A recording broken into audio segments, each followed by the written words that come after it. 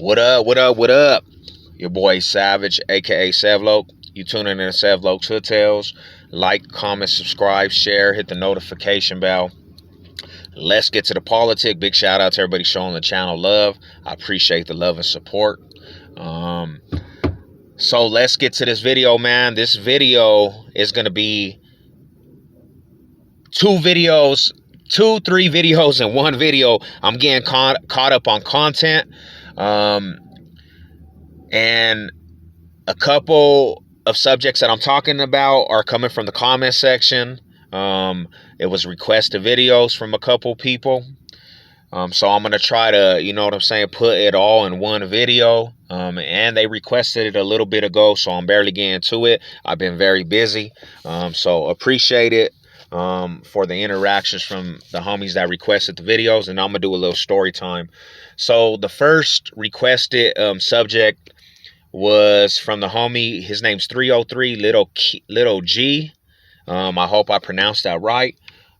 He asked me about Lakewood, and he asked me if there was actually gangs in Lakewood and how they conduct themselves, pretty much. He wanted to know about that. So first things first about Lakewood. Growing up, Lakewood was always one of them cities that, you know, honestly, people were like, man, I'm trying to get away from negativity and drama. I'm moving to Lakewood. Lakewood never had a gangbanging issue at all. You know, Lakewood, when I was younger, it was one of them cities that, you know, outside of the Denver metro, because Lakewood, it's its own city. There's a borderline between Denver and Lakewood, and that's Sheridan. And Sheridan's a busy street. So, everybody from Denver was always, you know, if you knew about Lakewood, I want to go be peaceful in Lakewood. That's where, you know, parents would move for peace to get out the hoods, is Lakewood. It was one of them cities that really didn't have no crime. And you always hear this when I was growing up. Do not catch cases in Lakewood. Make sure you're on the other side of Sheridan, because once you get to Jefferson County and you get to Lakewood, they're going to stretch you on any case that you get. And they do not like minorities over there. So do not get caught in Lakewood. If you're committing crimes, go to the Denver side of Sheridan and stay on there, and do not pass that Sheridan Boulevard. That's how Lakewood was. So when I used to go back and forth over there, because I had relatives. My mom actually moved over there. I went to school for a semester over there. Never had problems. It wasn't too much going on in Lakewood. Didn't really, you know, you would have fools that would say that they had ties to gangs, but you didn't really have to worry about that aspect. It wasn't really too big out there. And I can remember going to school over there, and there was not really no dangers or nothing in Lakewood, to be truthful. But 2015 hit, and you started hearing, man, you know, all them fools had to move to Lakewood from Denver when they started doing the inner city of Denver Metro, the Denver Metro cleanup, and they started regentrificating the hoods, and you know what I'm saying? They started doing the hoods dirty and moving people out of the neighborhoods. What was the city that they moved everybody to? They moved everybody to Lakewood, Arvada. They moved everybody to Green Mountain. They moved everybody west, and they moved everybody east to Aurora and Montalvo, and they cleaned up the Denver Metro. But all them other cities around the Denver Metro got all the problems from Denver. You know, so 2015 hit, and people were telling me that, like, you know, Lakewood's kind of, you know, it's kind of active, and I couldn't even believe it. So I hadn't been to Lakewood in a minute, because I was living in Aurora. I was living outside skirts, and my mom actually gets a spot in Lakewood again. So one day, you know what I'm saying, I'm like, I'm about to go over here, see what these fools are talking about. So I started driving down Colfax, and I got to Colfax and Sheridan.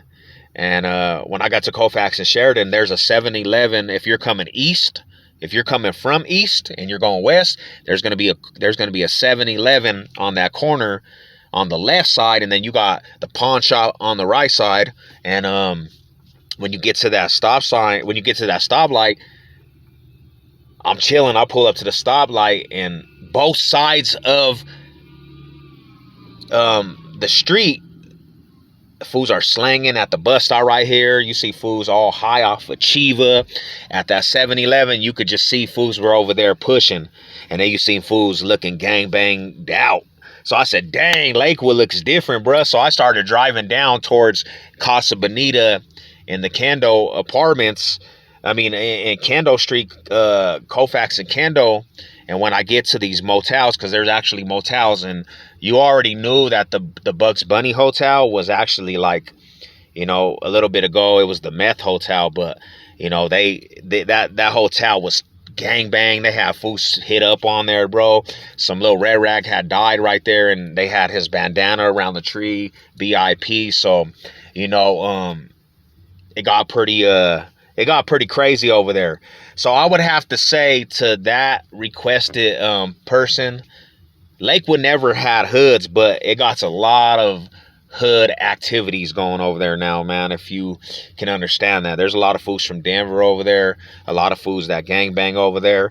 One quick story: this year, at the beginning of this year, there was a couple situations at the beginning of this year where my circle, my people had got into it with these fools from the west side, and one of my homies had got shot. They didn't kill him or none, but he got shot. And it was actually in Lakewood. And then after that, it was a domino effect, and there was a lot of drama that went down, bro, and a lot of fools tripping with each other. So one day, me and the homie, big shout out to the homie, we're like, let's go troop over there. Let's go troop through the west side and then hit, you know what I'm saying, the Lakewood side of the boulevard and see who's over there. So we're creeping, bro. And I think that day we had went all the way to the West Ridge projects, like by Federal and Colfax, and we're driving all throughout the West to see if we could catch fools slipping on the block. So we're driving up Colfax, and we're coming down Colfax going towards Casa Bonita. And even Casa Bonita, that place became, you know, the homeless area, bro. All kinds of bums and, you know, just a lot of smokers and shit, bro. Well, we pull up to where the Bugs Bunny Hotel is, and off to the right, there's a bus stop, and I see two little fools that look gang banged out. They were gangbangers, let's just say that.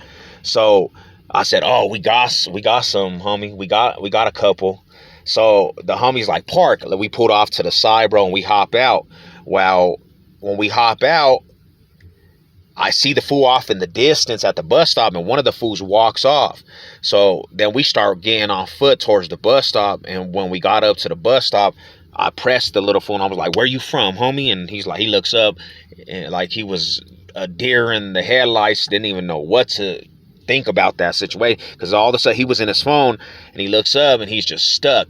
And whoop-de-whoop, you know, we pressed, cuz, and I tell this fool, I said, "Go get your other homie. Me and the homie want the fade. We want the heads up right now. Let's see what your hand game is about." Well, this fool runs off, right? And he runs towards the motel, the Bugs Bunny motel. And when he goes in, we give chase. We start running after him. Well, when we get in the hotel, I'm not even gonna lie, there was like a whistle, and like every door of the Bugs Bunny hotel, his homies came out, and there was about 10 of these fools, bruh. And it made me more mad, because when I pressed this fool on a dolo, and I asked him for the fade, he was spooked. So he went over here and ran and got his homies.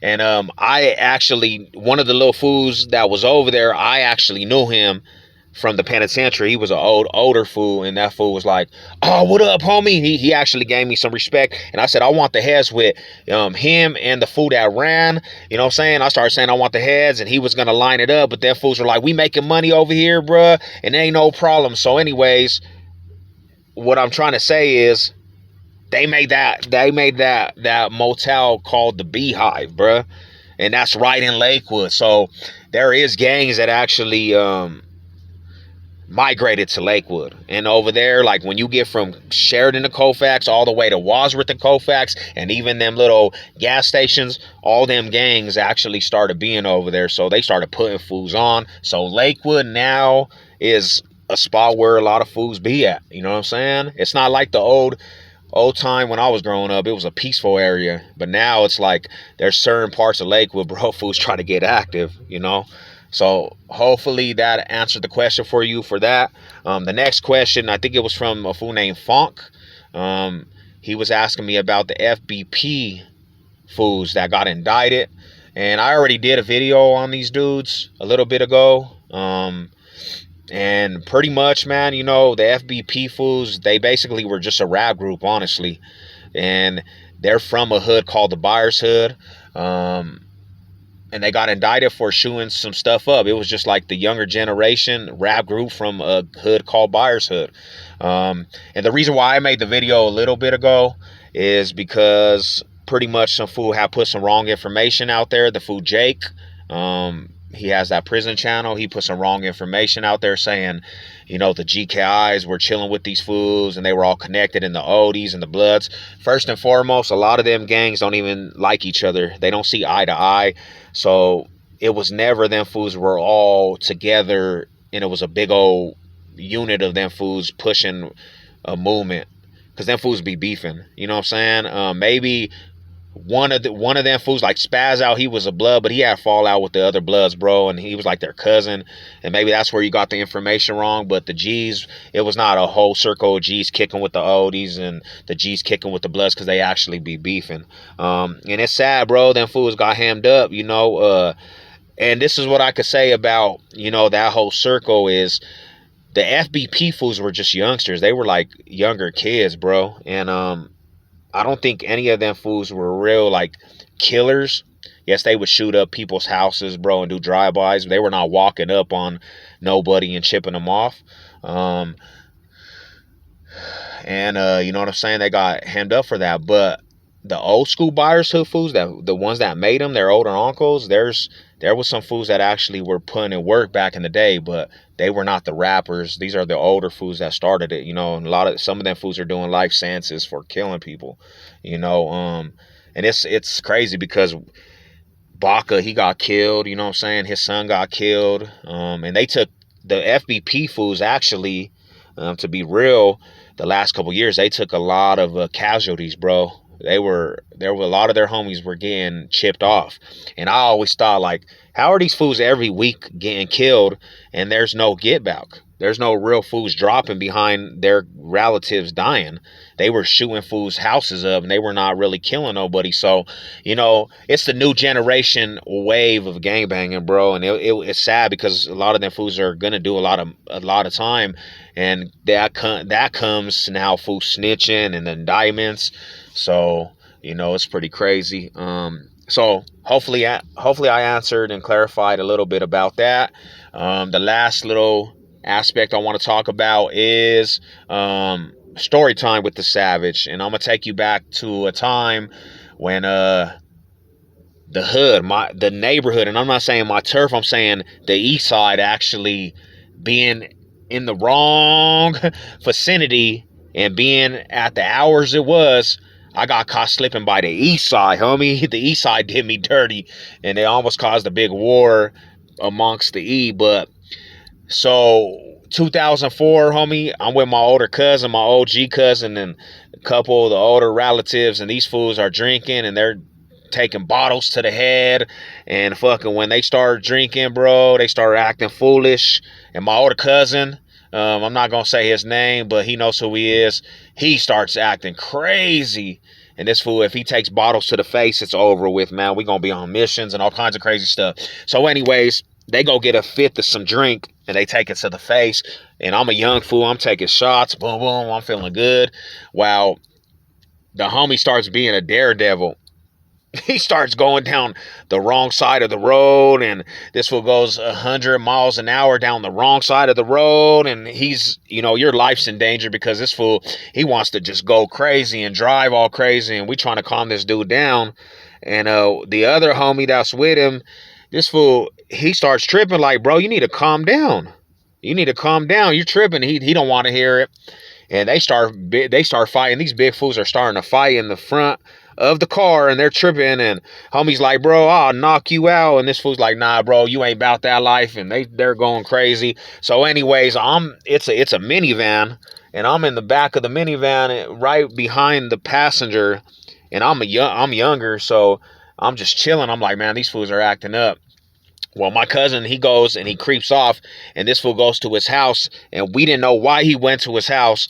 But this fool actually went to go grab his thing, and he comes back, and he's like, ain't nobody tripping on me. I'm the whoop-de-whoop. He really going crazy now. Well, we get to driving, and this fool pulls out the heat, and he's like, I'll kill anybody in this car, whoop-de-whoop. Well, the homie that's in the passenger seat, he's tripping like, fool, you ain't gonna do nothing, whoop-de-whoop. And I don't know why he just thought it was a game, and he tried to grab the homie's pistol. And when he tried to grab it, I don't know if he didn't reach right, but he missed it. And when he missed it, he realized he missed it, and this fool tried to go out. He tried to hop out the car, and the other homie came out, and he started dumping on this fool, and this fool started running down the street and hit the alleyway, and he started laying off the clip. This fool, boom, boom, boom, boom, boom. He started really trying to air this fool out, and they're homies. So when that occurs, bro, I'm like, I am not riding with this fool no more. That was enough, bro. This fool tried to kill the homie. He's acting up. He's going on the wrong side of the road. So I get on foot, and I start walking down the street, while the other little partner, my cousin Thug One, he starts rowing me, and he's like, I'm not riding with him no more. So it's about 2 o'clock in the morning, and there's only one bus that goes to the hood at that time, and it's the light rail, and it's about to actually stop running for the night. So we have to run. We go all the way to the light rail, bro. And we go to the light rail and catch that last light rail station bus, and it takes us straight to 30th and Downing, and we made it barely. So I got a lot of money on me because I just got done grinding. I got some brand new J's. I'm fitted down. I'm feeling good, man. And that Downing station, bro, it can be a treacherous place because that's where a lot of youngsters used to chill, and they be out there slanging and stuff, bro. So you pull up to the Downing station, and you liable to run into all kinds of little gangbangers, bro, actively on the block still at that time. And it was crazy because that Downing station actually, too, would take you to the 5 Points, and you'll see all the little Trey Deuce fools on the 5 Points. And then when you go down a couple blocks at the 30th and Downing, you'll see all the little Trey fools. And, those are two different hoods, but yeah, it was wild, homie. So we get off and we go to the light rail station. We hop off on the light rail station, and where I was living at the moment, it's off in the distance. Like, you have to walk through neighborhoods. Like, at this time, you had the trays all throughout there. You had the cage right there. So I'm walking from the Downey station towards the cage, and anybody that's on this video knows, the cage was infamous for quo sessions. That's where fools were, getting the fade session in the hood. Like, go to the cage. So the little fools would be posted out there. They used to secure the block. And I lived on 30th and Gilpin, and that's up from the cage. But when we're walking to the right, there's a house. And to the house to the right, they're having a house party, and it looks like all kinds of little Trey fools. And they spot us. And I have a bag of CDs, these big old bag of CDs, and I have about $2,000 on me. And they spot us off in the distance. You can see their whole direction. Well, when we walk past the house, pretty much me and Thug One are in the middle of the street, going down the street. We walk walk past the house, and there's an alleyway in back of the house. We're walking, and all of a sudden, I hear like footsteps, and I look behind me, and there's like 4 fools that come outside of where the house was in the alleyway, and we're walking in front of them. And I was like, fuck, you see these fools? These fools are going to try to get us. When we started walking, he said, yeah, bro, I could see him. And we're like, damn, these fools about to get us. We don't have a pistol or none on us. We're walking. They start getting faster. They start walking faster. And I said, oh, bro. I said, hey, if they run up on us, we're going to have to start swinging on these fools. Well, when we walk, there's a park that's like down a little bit, like halfway down that block, and we're walking a little fast, and you could hear these fools start like jogging. And when they start jogging, pretty much I turn around, and before I turn around, they're already running up. And the homie, he does some track star, and this fool takes off. And right when he takes off, I looked at these fools, and they're all ragged up, and they got hoodies on. Them fools just come out with the pistol. I just remembered that Trey 5 just coming out, and he's like, "Get on the floor." And I said, "Oh," and I went down. I was like, "Take whatever you want, homie. Take whatever you want." And he said, "Shut up," and he pistol with me in the back of the head. Boom, my head started gushing. At that time, I'm thinking to myself, "Ah, Lord." I started praying, like, please don't let this fool smoke me. And I was like, "Bro, you could take," he's like, "Shut up," and he pistol with me again, bro, and it gashed my whole thing. And then he's like, "Take him for everything." That fool stripped me all the way down, bro. They took my shoes, they took my shirt, they took the money, they took my CDs. And luckily they didn't kill me right there, because it was like 2:33 in the morning and nobody was around, bro. They would have left me in the park, dead, homie. I'm just glad they stripped me all the way down, all the way to my boxers, bro, and they took everything. And that whole time I could remember just thinking about everything flashed before my eyes, because that big barrel, bro, that barrel was just on top of me. He put it in my face. I was like, oh man. I started praying. Yeah, it was crazy, bro. But hopefully, y'all enjoyed the video. And I clarified, I'm about to go get this workout, and I'm still trying to wake up. I got to get this coffee in my system, but you know what it is. Let's go.